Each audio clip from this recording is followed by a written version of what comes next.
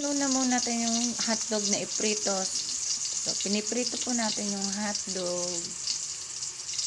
So, ginisa muna natin yung corned beef para matanggal yung mantika bago natin ilagay sa pang torta natin.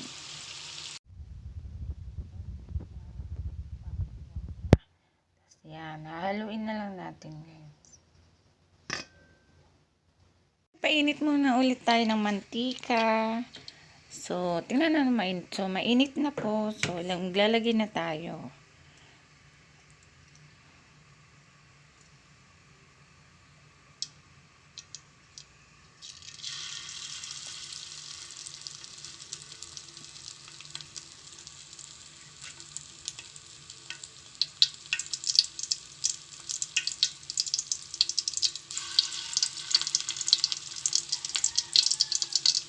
So, yan yung corned beef na nilagyan na natin ng itlog tsaka harina. So, ganyan lang po ang natin.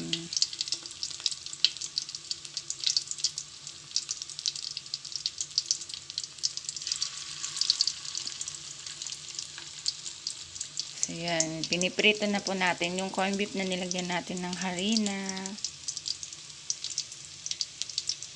So, yun po. Ito na yung lulutuin sarap. So, yun. Tara, kain na po tayo. So, ketchup lang ating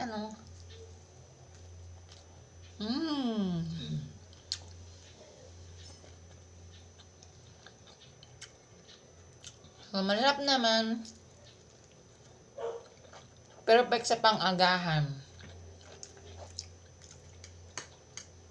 Tapos nagsangag nga pala tayo.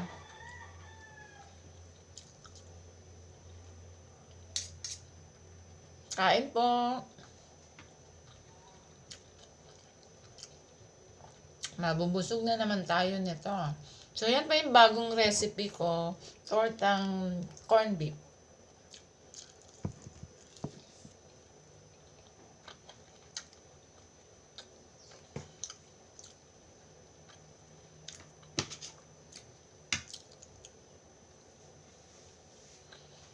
Yan po, kain po.